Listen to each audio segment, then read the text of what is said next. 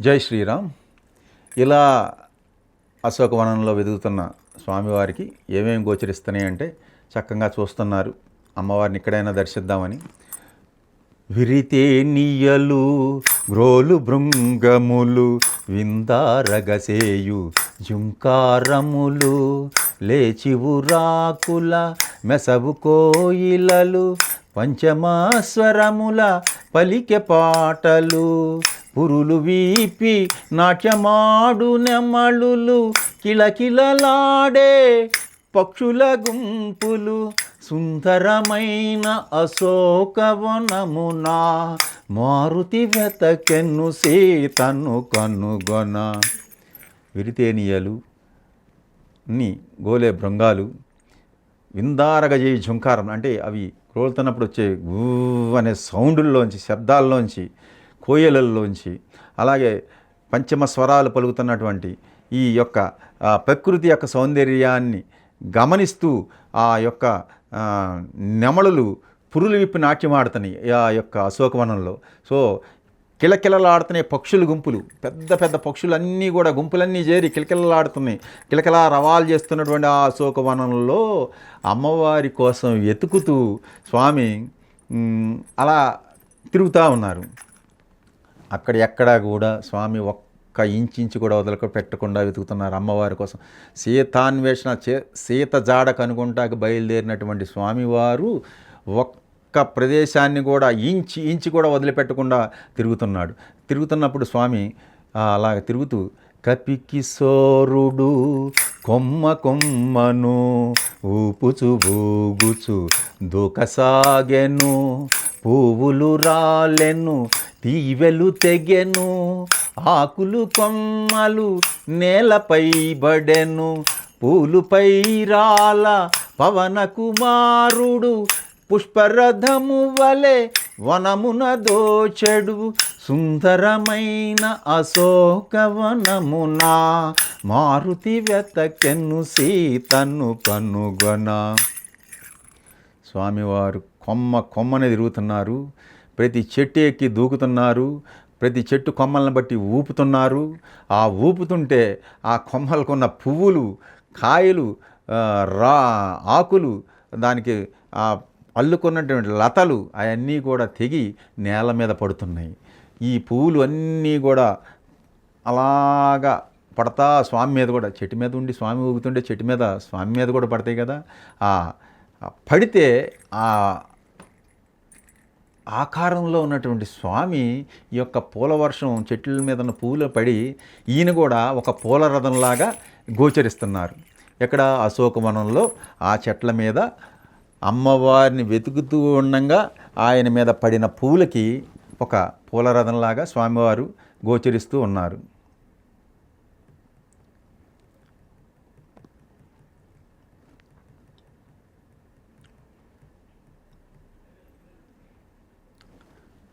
జై శ్రీరామ్.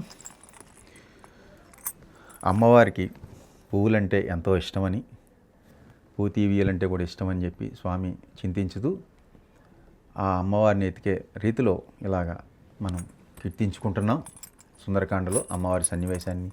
పువ్వులనినా పూతీవియలనినా జానకికెంతో మనసౌనాని పద్మపత్రముల పద్మాక్షుని గణ పద్మాకరముల పొంత చేరునని అన్ని రీతులా అనువైనదని అశోకవని సీతయుండునని శోభిల్లు సింసుపా తరుశాకలపై మారుతి కూర్చొని కలయజూచెను శ్రీ హనుమాను గురుదేవులు నాయద పలికిన సీతా రామ కదానే పలికద సీతారామ కదా. పువ్వులన్నా ఆ పువ్వు తీవియలన్నా అమ్మవారికి ఎంతో ఇష్టమని పద్మపత్రములు నిండినటువంటి పద్మాక్షుని పద్మాకరముల పొంత చేరునని అన్ని రీతిలో అనువైనటువంటి ప్రదేశమని అశోకవనంలోనే సీత ఉంటుందని ఆ శోభిల్లు సింసుపా వృక్షాలయందు శాఖల మీద కూర్చుని మారుతి ఆలకిస్తున్నారు కూర్చుని. అలాగే మొత్తం అంతా కూడా సింసువా వృక్షాల మీద కూర్చుని స్వామివారు అలాగా తీక్షణంగా చూస్తూ ఉండగా, సో ఈ అశోకవనంలో, సుందరమైనటువంటి అశోకవనంలో అక్కడ తీక్షణంగా చూస్తున్న స్వామివారికి ఈ చెట్టు కింద కూర్చున్నటువంటి అమ్మవారి దర్శనం కలిగింది. సో అది ఆ సందర్భంలో అమ్మవారిని ఎలా ఉన్నారు అనేది ఇక్కడ మనం తెలుసుకుందాం. ఈ స్వామివారు దర్శించినప్పుడు అమ్మవారు ఎలా ఉన్నారు, ఆమె ఎలా ఉన్నారు అనేది ఇక్కడ మనందరం కూడా తెలుసుకుందాం. జై శ్రీరామ్. అందరూ కూడా ఈ కార్యక్రమంలో వింటూ జై శ్రీరామ్ జై శ్రీరామ్ అని చెప్పి ఆ యొక్క స్వామి యొక్క నామాన్ని జపిస్తూ ఉండండి. సో స్వామి మీ అందరికి కూడా మోక్షాన్ని ప్రసాదిస్తారు అని చెప్పి పూర్తిగా కోరుకుంటూ, సుందరమైన అశోకవనమున తను కూర్చొని నా తరువు క్రిందున కృంగి కృషించిన సన్నగిల్లిన శుక్లపక్షపు చంద్రరేఖను ఉపవాసములా వాడిపోయిన నివురుగప్పిన నిప్పు కణమును చిక్కిన వనితను మారుతి గాంచెను రాక్షస వనితల క్రూరవలయమున. అశోకవనంలో స్వామివారు కూర్చున్నటువంటి వృక్షం కింద కుంగి కృషించిపోయి సన్నగా అయిపోయినటువంటి శుక్లపక్షపు చంద్రరేఖ వలె, అంటే ఇలా అమావాస్య వెళ్ళిపోయిన తర్వాత శుక్లపక్షంలో వచ్చే చంద్రరేఖ ఎలా ఉంటారు, ఇలా ఉంటారు.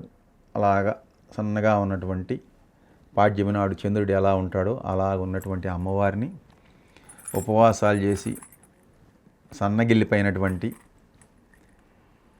నిప్పు కణంలాగా మెరుస్తున్నటువంటి దగదగలాడుతున్నటువంటి వనితను, అంటే అమ్మవారిని రాక్షస స్త్రీలందరూ కూడా కాపలాగా చుట్టూ ఉన్నటువంటి రక్షణ వలయంలో ఉన్నటువంటి అమ్మవారిని స్వామివారు ఇక్కడ గాంచటం, అంటే దర్శించడం జరిగింది. సో అక్కడ అమ్మవారు ఎలా ఉన్నది అనేది ఇప్పుడు ఈ సందర్భంలో వర్ణన మనకి వాల్మీకి మహర్షి ఎంతో వర్ణించారు.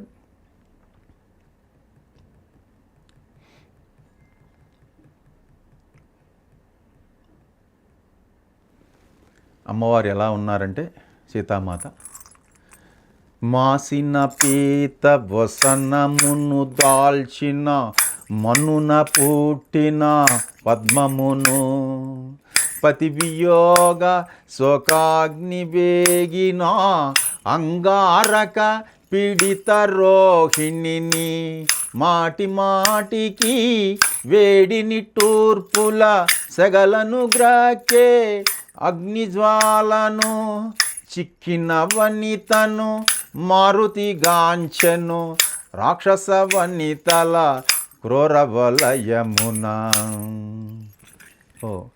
రాక్షస వనితల యొక్క మధ్యలో కూర్చున్నటువంటి అమ్మవారిని, మాసిపోయినటువంటి వస్త్రాలు ధరించినటువంటి పతివియోగంతో కళ్ళమ్మడ శోకమనే అగ్ని జ్వలిస్తున్నటువంటి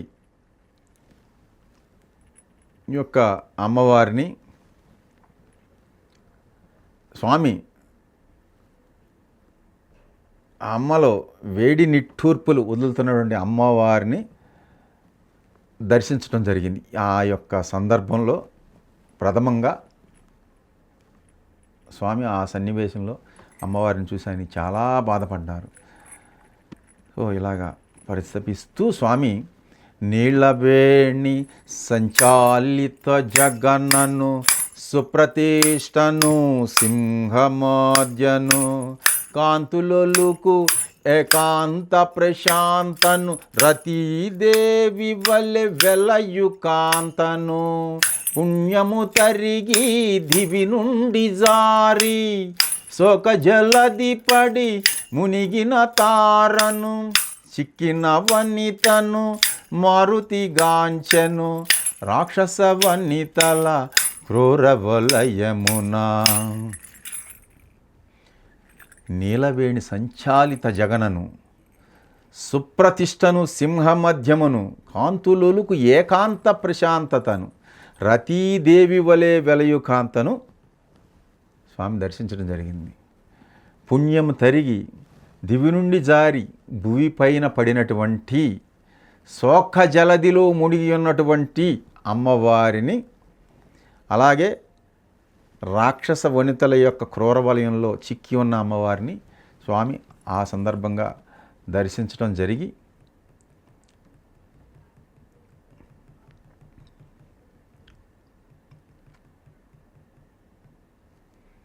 స్వామి ఇలా అనుకుంటున్నారు. పతి చెంతలేని సతికేలనని సీత సొమ్ముల దగిల్చె సాకల మణిమయ కాంచన కర్ణవేష్టముల మరకత మాణిక్య చంపసరాలు రత్నఖచితమౌ హస్తభూషలు నవరత్నాంకిత మణిహారములు రాముడు తెలిపిన గురుతులు గలిగిన ఆభరణముల గుర్తించే మారుతి. స్వామివారు ఏదైతే బయలుదేరే ముందు రామచంద్రమూర్తి పిలిచి హనుమకి కొన్ని అమ్మవారి యొక్క గుర్తులు, ఆభరణాలు సంబంధించిన విషయాలని తెలియజేసి చెప్పడంతో ఇక్కడ ఆ యొక్క స్వామి రామచంద్రమూర్తి చెప్పినటువంటి విషయాలని స్మరణకు తెచ్చుకుని స్వామివారు ఆ యొక్క ఆభరణాలను దర్శించారు. అమ్మవారి యొక్క అలంకరించి అమ్మవారికి ఉన్నటువంటి ఆభరణాలను ధరించారు. పతి చెంత లేకుండా ఆ యొక్క శాఖల మధ్య కూర్చున్నటువంటి అమ్మవారిని ఆ సందర్భంలో స్వామి దర్శించడం జరిగింది. అమ్మవారికి ఈ యొక్క రామచంద్రమూర్తి చెప్పిన గుర్తులు కలిగినటువంటి ఈ యొక్క ఆభరణాలని స్వామి అక్కడ ఈ సందర్భంలో దర్శించడం జరిగింది. అలా దర్శిస్తూ స్వామి ఇలా అనుకుంటున్నారు, ఏది మనసులో మన హనుమ ఇలా అనుకుంటున్నారు. ఈరోజు ఎంతో పవిత్ర దినం, ఈ హనుమత్ జయంతి, ఆంజనేయ స్వామివారి వైశాఖ బహుళ దశమి, ఆంజనేయ స్వామివారి పుట్టినరోజు. ఈరోజు 12వ తారీఖు మే నెల వైశాఖ మాస బహుళపక్ష దశమిలో మనం స్వామివారి సన్నిధిలో స్వామివారి యొక్క కథను మనం గానం చేసుకుంటున్నాం. స్వామి ఎలా అనుకుంటున్నారు, సర్వసులక్షణ లక్షిత జాత సీతగాక మరి ఎవరి మాత కౌసల్య సుప్రజారాముని సీతగాక మరి ఎవరి మాత వనమున తపించు మేఘశ్యాముని సీతగాక మరి ఎవరి మాత ఆహా కంటి కనుగొంటి సీతనని పొంగి పొంగి ఉప్పొంగె మారుతి శ్రీ హనుమాను గురుదేవులు నాయద పలికిన సీత రామ కథానే పలికెద సీతారామ కథ. సర్వసులక్షణ లక్షిత జాత సీతగాక ఎవరి మాత అనుకుంటున్నారు స్వామి. కౌసల్య సుప్రజారాముని సీతగాక ఎవరి మాత అనుకుంటున్నారు. కౌసల్య సుప్రజుడి యొక్క రాముని యొక్క సీతగాక ఎవరి మాత అనుకుంటున్నారు. వనమున తప్పిస్తున్నటువంటి ఆ మాతని మేఘశ్యాముని సీతగాక ఎవరి మాత అనుకుంటూ ఆహా స్వామి ఆనందంతో ఉబ్బి తబ్బిబ్బైపోతూ ఆహా కంటి కనుగొంటి సీతను అమ్మవారిని దర్శించాను, నేను వచ్చిన కార్యం నెరవేరింది, నేను వచ్చినది అమ్మవారి అన్వేషణకై వచ్చాను, ఇటువంటి అన్వేషణలో అమ్మవారిని నేను గుర్తించడం జరిగిందని ఆయన మనసులో పొంగి పొంగి ఉప్పొంగిపోయారు ఆనందాన్ని. సో ఇది మీరందరూ కూడా అనుభవిస్తేనే తెలుస్తుంది. ఏదైనా మీరు దర్శించాలనుకున్న భగవద్ దర్శనం మీకు పొందిందనుకోండి, అప్పుడు మీరు ఆనందంతో ఉబ్బి తబ్బిబ్బవుతారు. అలాగే రామచంద్రమూర్తి సాక్షాత్కారమా హనుమత్ సాక్షాత్కారమా ఎప్పుడైతే మీకు దర్శనం పొందుతారో మీ అనుభవం మీకు వచ్చినప్పుడు అలాంటి ఆనందాన్ని పొందుతారు. అటువంటి సన్నివేశాన్ని స్వామివారు కూడా చక్కగా పొంది ఆనందపడుతున్నారు.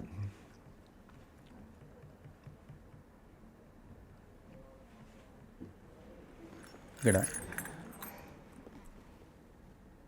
స్వామి ఆనందపడుతూ ఇలాగా అశోకవనంలో స్వామి ఇలాగా ఆయన వాక్కు నుంచి జాలువారుతా ఉన్నాయి.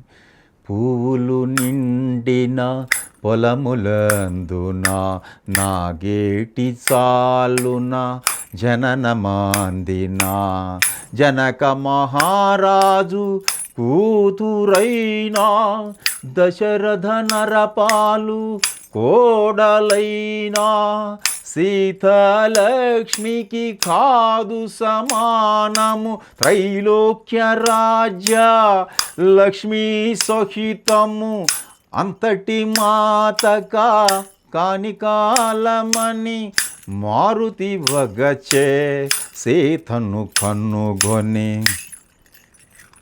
స్వామివారు ఇలా కీర్తిస్తూ ఉన్నారు.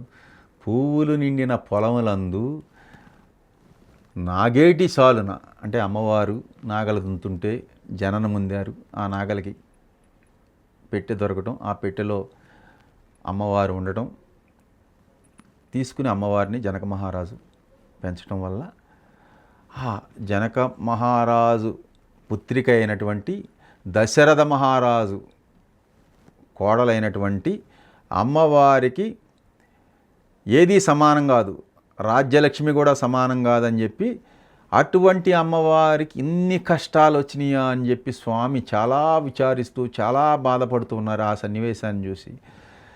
సో ఇక్కడ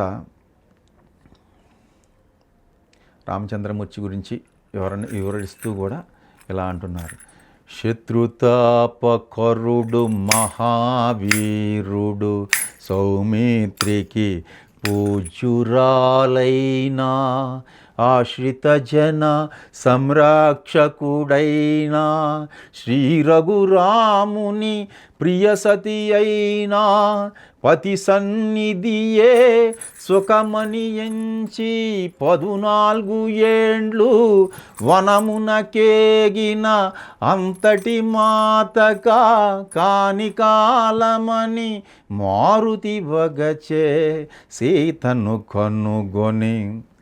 శత్రుతాపకరుడు మహాసూరుడైనటువంటి సౌమిత్రికి పూజ్యురాలైనటువంటి ఆశ్రిత జనరక్షకుడైన శ్రీ రఘురామునికి సతి అయినటువంటి అమ్మవారికి 14 సంవత్సరాలు వనాన్ని వచ్చినటువంటి అమ్మవారికి ఎంతటి ఆపద సంభవించిందా అని స్వామి అమ్మవారిని చూసి విచారిస్తూ ఉన్నారు.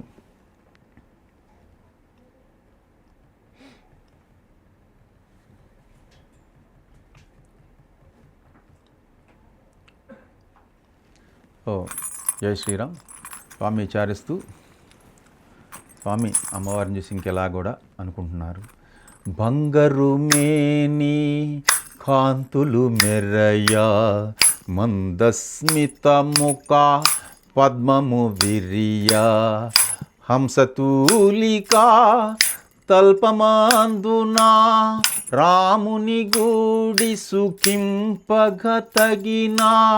పురుషోత్తముని పావన చరితుని శ్రీ రఘురాముని ప్రియసతి అయినా అంతటి మాతక కానికాలమని మారుతి వగచే సీతను కన్నుగొని.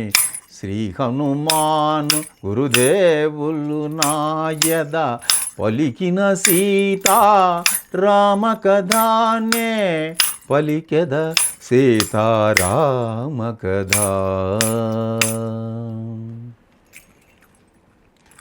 బంగారు మేని కాంతులతో మెరుస్తున్నటువంటి మందస్మిత ముఖార విందముతో ఉండవలసినటువంటి అంశతూలిక పాన్పులపై శయనించవలసినటువంటి ఆ యొక్క మహారాణిక ఆ పురుషోత్తముడు పావన చరితుడైన శ్రీ రఘురాముని భార్యక ఇన్ని కష్టాలు వచ్చినాయని చెప్పి విచారిస్తూ మారుతి విచారిస్తూ వగచుతున్నారనమాట అమ్మవారిని కనుగొని. సో నెక్స్ట్ ఇక స్వామివారి దర్శనం అయింది. ఆ రోజు రాత్రి అయింది. ఇక అర్ధరాత్రి దాటి వేకువజామున తెల్లవారుతుంది, 3వ జాములోకి వచ్చింది. ఆ సందర్భంలో ఇంకా ఇక్కడ సీతాన్వేషణ వర్ణనను మనం తెలుసుకుందాం. ఆ రోజు రాత్రి 3వ జాము ప్రవేశించగానే ఇంకా లంకలో మంగళ వాయిద్యాలతో మన రావణాసురుడిని మేల్కొల్పడం, ఆయన సీతను చూడటానికి రావడంలో జరిగే సందర్భం ఈ విధంగా ఉంది. 3 జాముల రేయి గడువగా 4వ జాము నడచుచుండగా మంగళవాద్య మనోహర ధ్వనులు లంకేశ్వరుని మేలుకొల్లుపులు క్రతువుల నర్చు షడంగ వేద విదుల స్వరయుత శబ్ద తరంగ ఘోషలు సోబిల్లు సింసుప సకలందున మారుతి కూర్చొని ఆలకించెను. 3వ జాము అయిపోయి 4వ జాము నడుస్తుంది. అదే సమయంలో మంగళవాద్యాలతో లంకేశ్వరుని మేలుకొలుపుతున్నారు. ఆ సందర్భంలో ఆ వేద విధులను పూర్తి చేసుకుని మనోహరమైన ధ్వనులతో ఆ సందర్భంలో ఆస్వాదిస్తూ ఉన్నారు స్వామివారి సింసుపా వృక్షం పైన కూర్చొని. రావణాసురుడు అప్పుడు బయలుదేరుతున్నాడు. వేకువజామునే ఆయన పూజని వనర్చుకుని బయలుదేరుతున్న సందర్భంలో ఇలా ఉంటుంది. రావణాసురుడు శాస్త్రోక్తముగా వేకువనే విధులన్నీయొనార్చి గోత్కటుడై మదన తాపమున మరి సీతను మదిలో నెంచుచు 4 భార్యలు సురకన్యల వలె పరిసేవింపగా దేవేంద్రుని వలె దశకంఠుడు దేదీప్యమానముగా వెడలెను అశోక వనము చేరగా. రావణాసురుడు శాస్త్రోక్తంగా పొద్దున్నే లేచి 4వ జాములో ఆయన యొక్క చేయాల్సినటువంటి పూజలన్నీ కూడా కార్యక్రమాలు ముగించుకుని యొక్క మదన తాపంతో రగిలిపోతున్నటువంటి రావణాసురుడు మదిలో మరీ తలుసుకుంటూ అమ్మవారిని 4 భార్యలు కలిగినటువంటి రావణాసురుడు స్వరకన్యల వలె, అంటే అసురకన్యలు కాకుండా సురకన్యుల్లాగా పరిసేవింపగా, సురకన్యలు ఎవరిని పరిసేవిస్తారు? దేవేంద్రుణ్ణి. సో ఇక్కడ ఉన్నటువంటి 4 కన్యలు కూడా దేవేంద్రుణ్ణి పరిసేవించినట్టు సేవించుతూ ఉండగా దేదీప్యమానంగా దశకంఠుడైనటువంటి రావణాసురుడు వేకువజామునే అశోకవనానికి చేరుకున్నారు.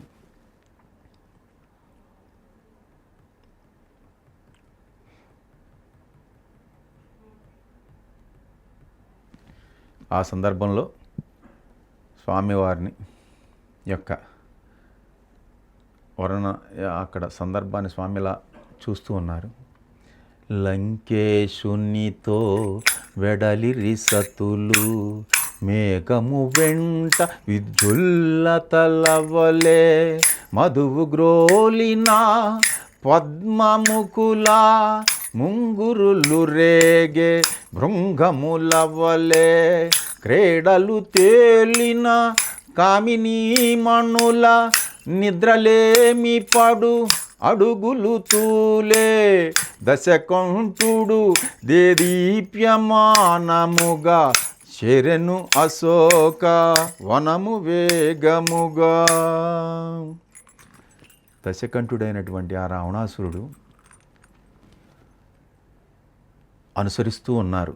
మేఘం వెంట విద్యుల్లత ఎలాగైతే వస్తుందో, మేఘాలతో ఆ యొక్క కాంతులు ఎలా వస్తాయో మేఘాలు రాపిడికి, అలాగే ఈ యొక్క రావణాసురుడుని విద్యుల్లతల్లాగా ఆ యొక్క కన్యలు అనుసరించగా ఆ కామినీమణులతో నడుస్తూ దశకంఠుడు ఎక్కడికి చేరుకున్నారు? అశోకవనం చేరుకున్నారు. సో అమ్మవారి దగ్గరికి రావణాసురుడు రావడం జరిగిందమ్మా.